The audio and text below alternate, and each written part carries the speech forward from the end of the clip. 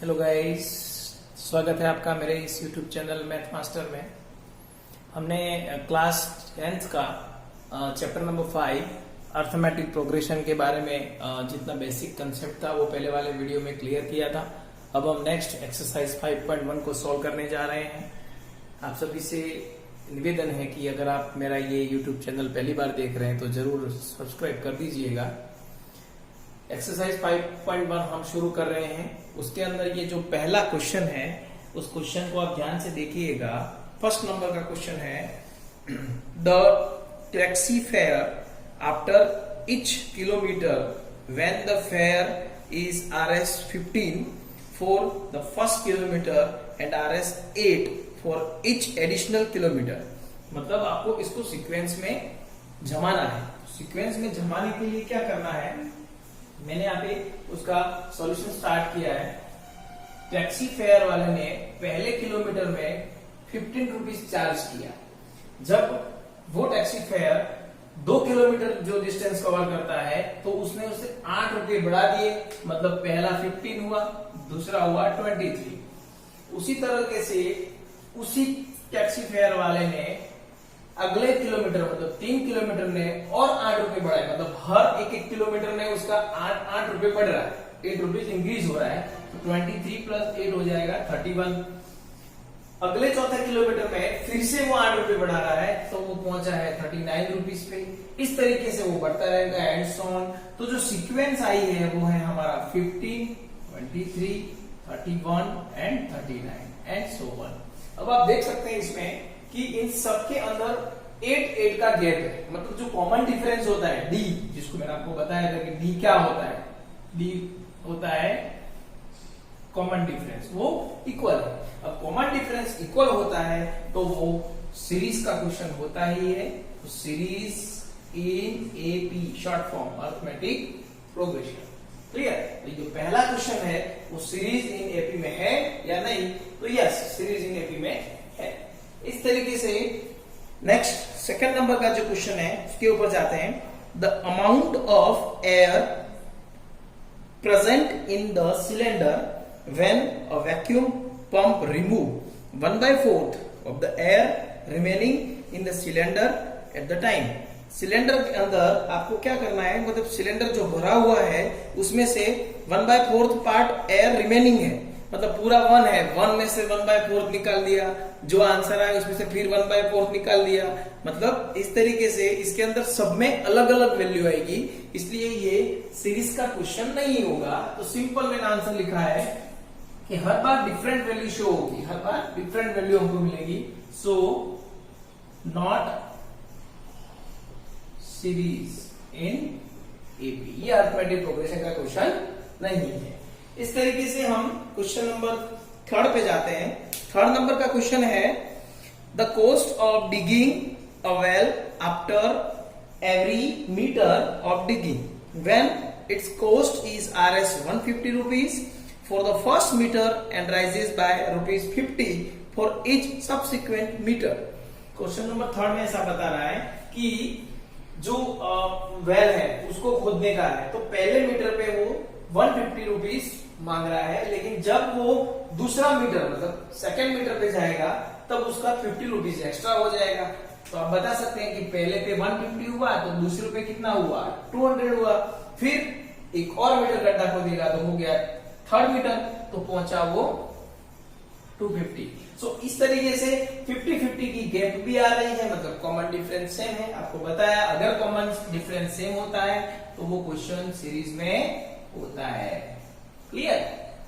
Next आपका है question number 4।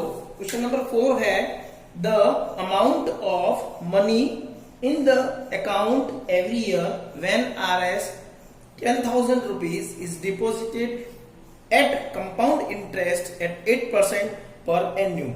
जो अमाउंट है, जो प्रिंसिपल है, वो 10,000 रुपए ऐड कर रहा है। तो we know that if principal is deposited at R% compound interest per annum, हम सभी जानते हैं कंपाउंड इंटरेस्ट का फॉर्मूला होता है principal in the bracket 1 plus rate upon 100 power n, n का मतलब होता है टाइम। तो फर्स्ट ईयर के अंदर आप देख सकते हैं 10,000 1 प्लस r अपॉन 100 पावर 1। इसी तरीके से यही सॉल्यूशन किया पावर 2, इसको सोल्व किया पावर 3। तो हर बार इसका आंसर अलग अलग आएगा, मतलब इसमें गैप सेम होगा ही नहीं, है ना। तो ये क्वेश्चन जो है वो नॉट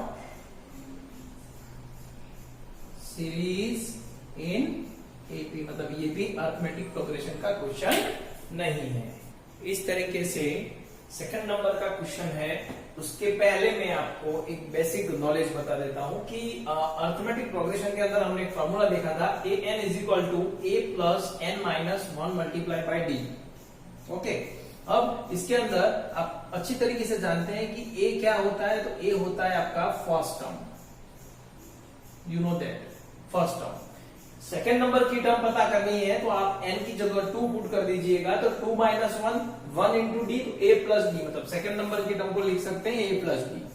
अब हम n की जगह 3 पुट करेंगे तो 3 माइनस 1 होता है 2, तो आपका जो थर्ड नंबर का टर्म हो जाएगा a3 is equal to a plus 2d। Okay, next आप यहाँ पर 4 पुट कीजिएगा, a प्लस 4 माइनस 1 3d, मतलब a प्लस 3d। इस तरीके से एंड सो ऑन आते रहे। तो अब यहाँ पे इसके अकॉर्डिंग हमें ये क्वेश्चन सॉल्व करना है। सेकंड नंबर है right first 4 term in AP. आपको ये अरिथमेटिक प्रोग्रेशन में ए और डी गिवन है और आपको पहली 4 टर्म पता करनी है। पहली टर्म तो पता है 10, दूसरी ऑब्वियसली डी दिए रखा है 10। इसका मतलब फर्स्ट प्रॉब्लम सॉल्व करते हैं तो आपको पता है कि a इज इक्वल टू 10। अगर ये a1 a2 में लिख दो a प्लस डी, मतलब 10 प्लस व्हाट इज डी 10, तो 10 और 10 हुआ 20। ओके, अब बात करते हैं a3 की, a प्लस 2d, मतलब 10 प्लस 2 मल्टीप्लाई 10, कितना हुआ 10 प्लस 20 30।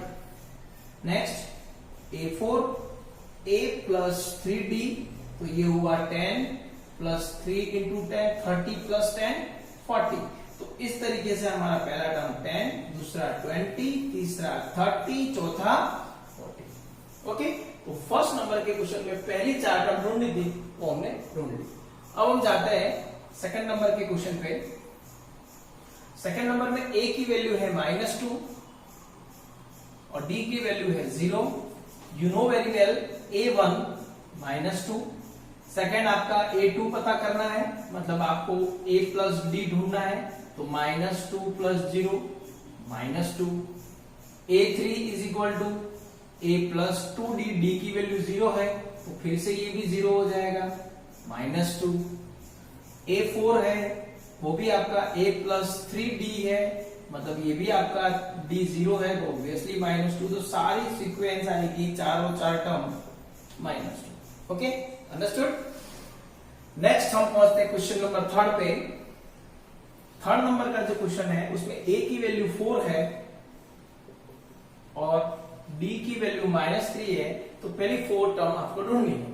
तो ऑब्वियसली आप पता करोगे a1 की वैल्यू 4 है पहली टर्म। अब पहुंचते हैं हम a2 पे, इसको लिख सकते हैं a प्लस d, a की वैल्यू है 4 और d की वैल्यू है -3, तो सेकेंड टर्म हुआ आपका 1। अब पहुंचते हैं हम a3 पे, formula a3 a plus 2d, तो 4 प्लस 2 व्हाट इज d -3, तो क्या हो जाएगा 4 माइनस 6, क्या आंसर आया -2।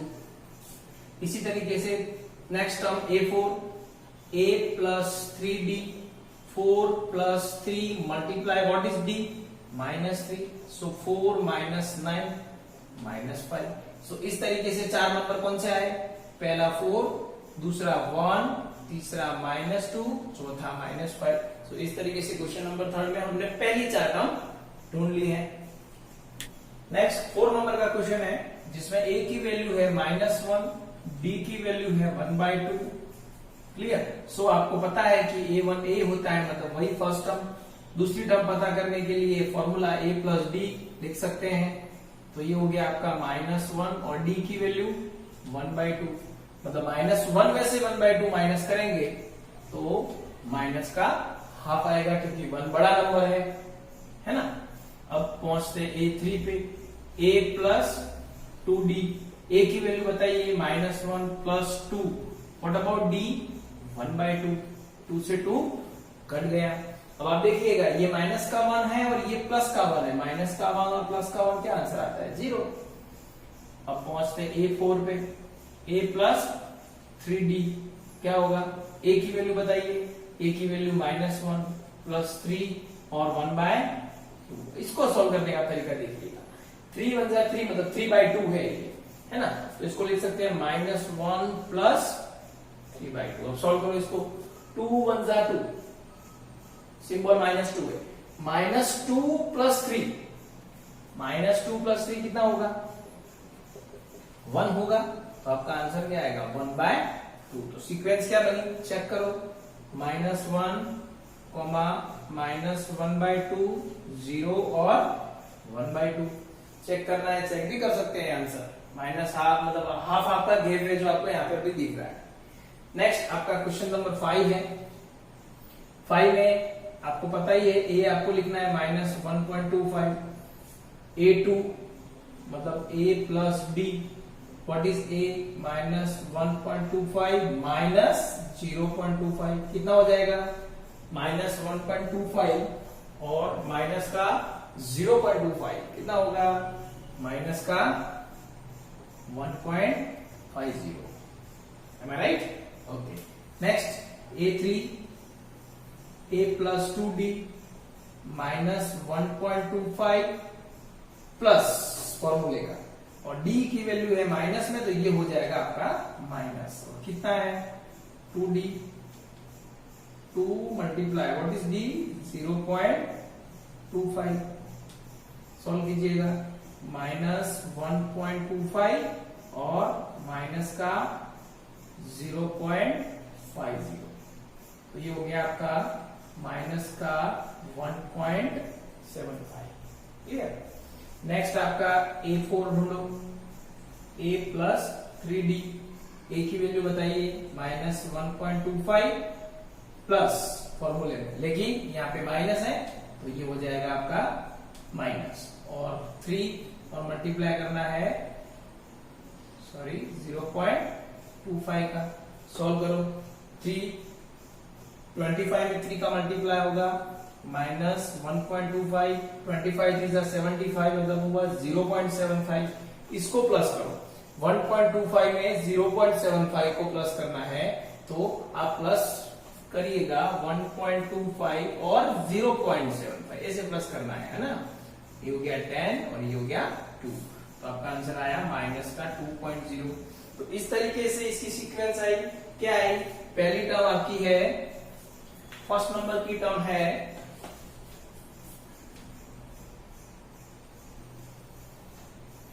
-1.25,